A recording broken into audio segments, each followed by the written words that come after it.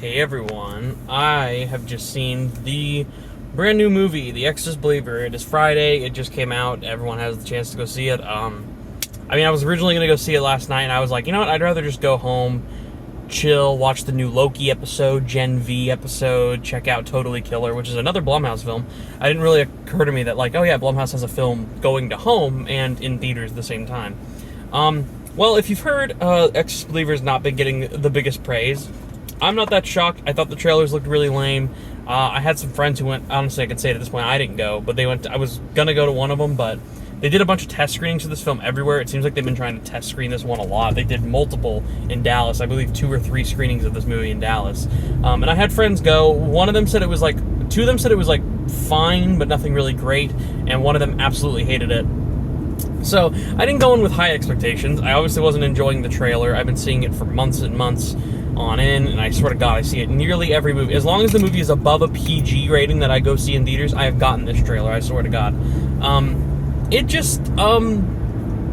Okay, I'm gonna get into spoilers. I'm gonna make this, like, hopefully just a 10-minute review, but I want to talk about spoilers really quick, because I don't think I can talk about this film without spoilers. So be warned, but I also don't think people will give that much of a shit, so I'm hoping you guys are cool with it. So, if you don't want to see the rest of this video and you don't want to have spoilers for this movie, I understand, but I don't think it will honestly affect you because this is a very basic film, and one that I think me giving you spoilers actually might open you up to be more enjoying to it, because there are things I want to talk about that I think if you're a huge Exorcist fan, or whether you're not a huge Exorcist fan and you just didn't think this film looked intriguing anyway, me spoiling it should not affect your experience. In fact, if anything, it'll just be a warning. I want to start by saying I didn't hate this film. I did not think this was, like, absolute dog shit. I've seen reviews that... My friend gave it a 2 out of 10, the one who really did not like it. I do not think it is that awful. I didn't think it was horrendous. I have seen some dog shit horror movies in my life. In fact, compared to, like, say, a few last year's movies, like the Texas Chainsaw Massacre Legacy sequel, which is fucking horrendous. And it, like, even on a filmmaking level, it's just really bad. Or say, like, another film, what was the other film that I saw last year that I absolutely hated? They/Them. That one was also really bad. It's not on that level, okay? I want that to be clear. It is not that fucking bad of a movie. It does not feel cheap and sloppy. It feels like they gave it some money. They had a vision, an idea, but it feels like it's been cut down or something. It feels like something was taken out. This feels like a first draft of a movie that they just went, this'll work. We added some decent ideas, and it'll play out perfectly fine now. So let's actually get into talking about what the movie is. So, we open up, the movie starts in Haiti. It's Leslie Odom Jr. and his wife. His wife is very much pregnant, probably about 8 months pregnant, 8.5 months, like she's soon to be due. And they're going to have a daughter and name her Angela. As they talk about in the beginning, she gets a blessing from these people in there. And then, sadly, while the husband goes out to take photos, because he works in photography, is what we learn. And also, they're just tourists who want to get photographs. It seems like they're both in photography, because they both had their own cameras and equipment while they were going around Haiti. Basically, the building collapses, and you get this slightly emotional scene that I thought was, like, pretty well done. It was a decent enough setup, where he has the option after this building collapses. His wife is in the accident, and due to her injuries, they can only basically choose to save either his daughter and his wife. That doesn't come back until the ending, but you would imagine, like, oh, he chooses to have the daughter because the wife's not there as the film goes on, and obviously, and you see throughout the trailer, the daughter is there, and they kind of, like, live alone. So you kind of assume that, but he actually was going to choose the wife, his wife, instead of choosing to have the daughter, just because that's what he believed in the time. And obviously the message of the movie being called, first of all, it being called Exorcist Believer makes sense, because this movie is kind of a growth for him to believe in religion and have a faith, believe that there's something more powerful enough to stop this horrible thing that's happening to these families, multiple families. It's not just his daughter. But anyway, we'll get into more of that again later. So, he drops his daughter off school, and I thought these families were going to be like family friends, like they've known each other for a while, and the daughters have known each other. Turns out the families don't know each other at all. They happen to go off into the woods, these 2 girls, because the main character, Leslie Odom Jr.'s daughter, Angela, wants to talk to her mother. She wants to have a spirit she wants to talk to her spirit by having something that's close to her. So she has this like scarf that she was going to take, but the dad took it back before she was able to go. And he took it back because you're not supposed to mess with your mom's goods. Like, they're important to her, important to me. We need to just keep them kind of treasured and locked away for what they mean to her. Again, that comes into play later. All this stuff is very simple setup that you can pretty much tell where it's going. Well, when you know it, in the trailer they say the girls are in the woods. They think it's only been a few hours, but they come back and it turns out they've been missing for 3 days. And all this stuff is actually pretty good. The missing children's part, the ideas of this subject matter. But I think where the film begins to really fall off, and this is where I'm going to get through this video pretty quick. The second act, they very much, after they find out there's clearly something else going on, seemingly more of a possession, this nurse who works at the hospital says, I read a book about this once. And she goes, I was going to be a nun at one point, but then I decided to not go for it, and I ended up choosing not to have my daughter that I was originally pregnant with. And you get this like slightly rushed backstory for her character because she ends up being mainly the one to perform the exorcism near the end, which felt very forced in just to have this emotional pull of a message, because this character is not very well developed. She kind of comes out of nowhere. You see her a few parts in the trailer. She's the one who says like their heartbeats are beating in sync. That girl, which if I'm wrong, maybe I just was not listening that well, but I don't think that line is in the movie. Their heartbeats are beating in sync. Well, we bring in Chris McNeil, Reagan's mother from the original film, played by Ellen Bernstein again, and she is very quickly introduced. They talk about how she has a book and she decided to study all religions, and while she's not like a person who performs exorcisms herself, she knows a lot about them. Of course, if you remember in the original film, she was an actress, a famous actress. That's who her character was. And her daughter, Reagan, had been possessed. Pretty simple. Reagan doesn't show up, like, as you think she would. She shows up at the very end to be like, it's me, mother. And you're like, that's supposed to be a heartwarming scene. But with all the shit we just went through in the movie, it feels very pointless. Obviously, they're probably going to use it for sequels, because we already know the title of the second film is called The Exorcist Deceiver. Someone, even in this movie, during the exorcism scene, yells, Deceiver! And I'm like, yeah, well, I'm clearly, you're probably hinting at something that's going to happen next, and I can kind of get it. I don't know. This just felt very one note. It felt very weak all the way through. And it's especially once Chris McNeil shows up, because this movie doesn't need to be a legacy movie. I think if they had more of the demonic girl stuff, more of just that hard-rooting parent feeling. The thing that makes that original film so shocking is it does, kind of like this movie, have a slow build-up. The first one has a longer build-up. I would even say like an hour long to build up to any of the horrifying shit that starts to happen. This movie is more about like 35, 40 minutes of that.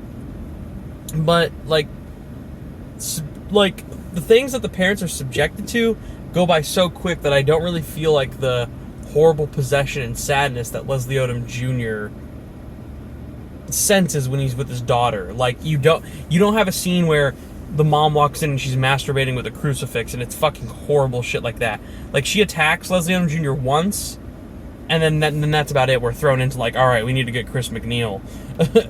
we need to get Chris McNeil, and hope maybe she can find Reagan as well. And then as soon as she's introduced and she comes to help, she sees Angela. They're like, we need to go to the other daughter's house, Catherine. It's the white family's daughter.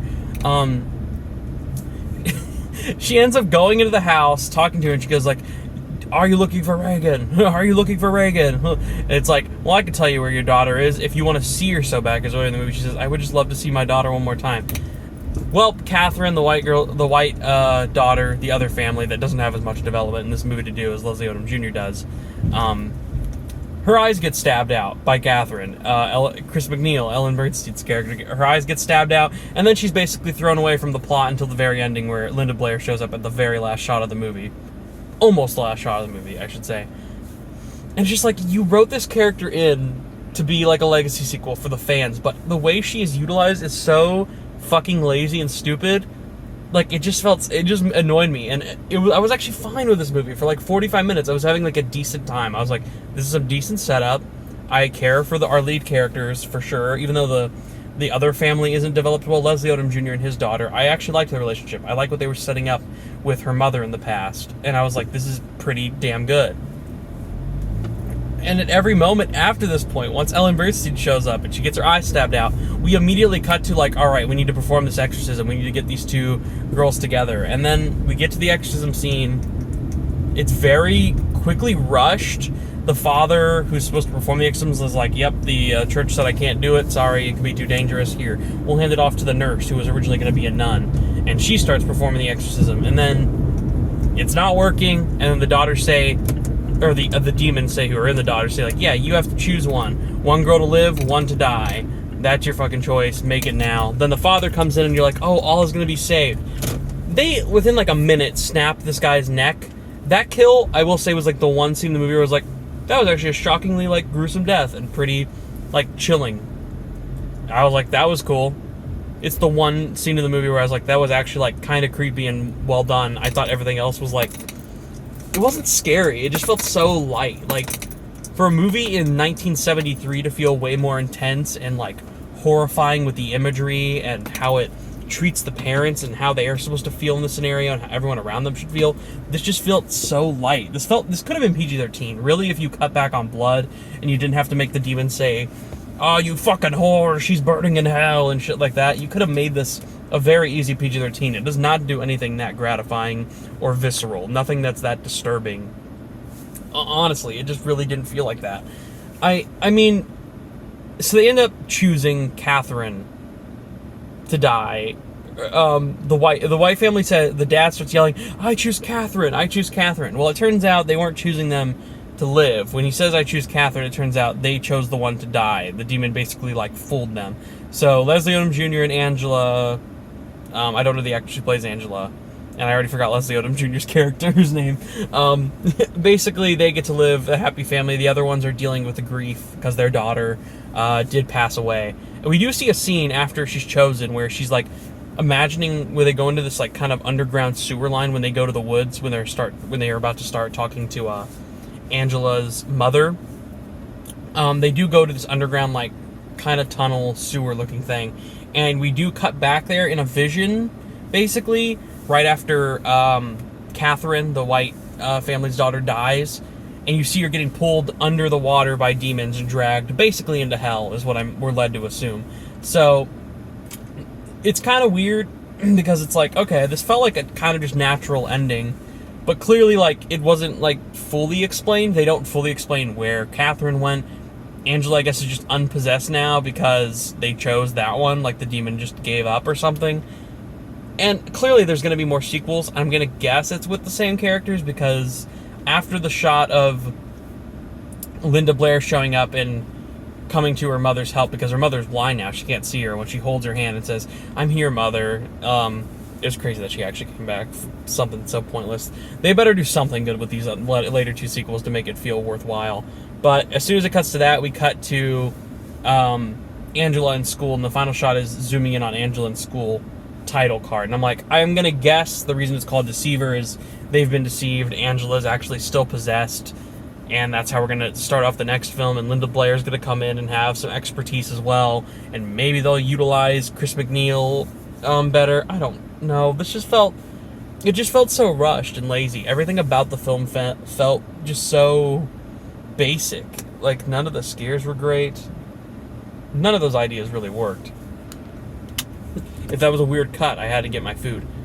But yeah, you basically got my thoughts on the movie. I was disappointed with a lot of things that happened in it. I don't think it offered really anything that interesting. It felt like such a basic possession movie where none of the scares were genuinely like that creepy. It was not developed enough. I didn't feel that they developed the family enough at all. I didn't really, I cared more about Leslie Odom Jr. and his daughter than I did about the others because they don't develop them pretty much at all, other than they are religious and go to church. That's like about all they really get that I know about these people. And how Leslie Odom Jr. is not really religious and doesn't really believe in all that stuff, as even Chris McNeil mentions to him when she's talking to Leslie Odom Jr.'s character, like, oh, so you're a skeptic. Like, well, that'll only get you some way. Like, you need to have faith in something. Because, And later when she's in the hospital and he comes to visit Chris McNeil right after she's gotten stabbed in the eyes and can't see, she mentions to him, like, everything about every exorcism and every ritual is that it's the people that are united together, the people who believe, is like what binds them. That's what makes them stronger, is because they're all united together. So when they have the exorcism, it isn't just like Leslie Odom Jr. and the other family and then this father. There's a few extra people there to help. There's this neighbor who lives across the street from Leslie Odom Jr. who helps him out. He even brings in this woman who comes back later in the film who is blessing the house to protect them and to bring Angela home safe when Angela's missing. And they bring that character back in. So it's like, I get what they're trying to say. It's heartwarming enough. It just didn't really work. Honestly, I would be shocked if anyone got scared of this movie. I honestly think my mom could watch this and be like, that was fucking nothing. Like, my mom is horrified of the original Exorcist, and she doesn't want to see this one. One, I don't think she's even seen the trailer, and I don't think she'd care. But I think if she saw this, she'd be like, that was, like, fucking lame. It's so weak. Like, if you want a good Exorcist sequel, watch Exorcist 3. It's actually a really good film. It's very different. I know some people are mixed on it, but it's way better than this. This is like Exorcist 2, the Heretic level, where it's, like, pretty bad. And I felt no reason to bring the franchise back. Like, I don't understand. Unless they have, like, an amazing idea coming up that'll improve this film, and they're saving it for the sequels, then maybe, but I'm even curious how you do a sequel to this. I can't even imagine really what it's gonna be. So, yeah, I would not really recommend going to see it. If you can't tell, I was a bit annoyed with the film. I thought it was... It's stupid. There's a lot of stupid things. It's not as fucking awful, again, as, like, the Texas Chainsaw Massacre Legacy sequel. It's not anywhere near that bad. But I would not watch this again, and I'm gonna forget about it.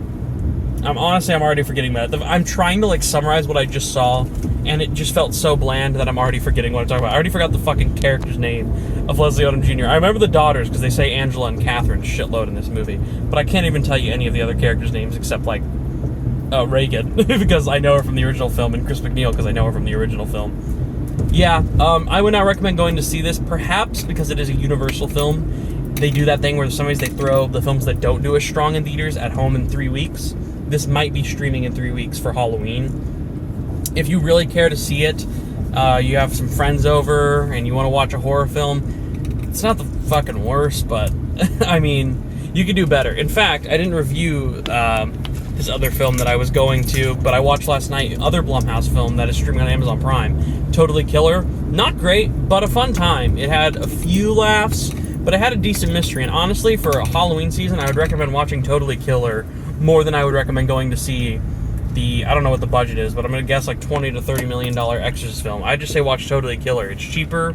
It's on Amazon Prime if you got Prime Video. It's free to watch. It's a better movie than this. I mean, it's not really scary, but it's more comedic, but you'll probably have a fun time with that. I'm not going to say it's great, but Blumhouse, shit, you should have put Totally Killer in theaters as well. It was a better movie than this. I'm saying this will probably make more money than Totally Killer would have, because, like, it's based on a property that everyone's heard of. Everyone's heard of the fucking Exorcist, but yeah, I didn't love this film, so honestly, I'm just dragging on here. My next reviews should be... Next week is Taylor Swift Eras Tour, which I'm not really going to go see. I'm not a big Taylor Swift fan. So I guess it will be a little bit of time, but Dix the Musical and Killers of the Flower Moon. Actually, I am seeing Dix the Musical early, so I will be reviewing that before Killers of the Flower Moon. And I'm looking forward to Dix the Musical. It looks fun. So yeah, next review is Dix the Musical and Killers of the Flower Moon. Exorcist, did you see it? Did you actually like it? I've heard a few people think it's okay. Let me know. I was disappointed. Look, it's the blue lighting in The Exorcist in the original film that's shining through. It's an Exorcist reference.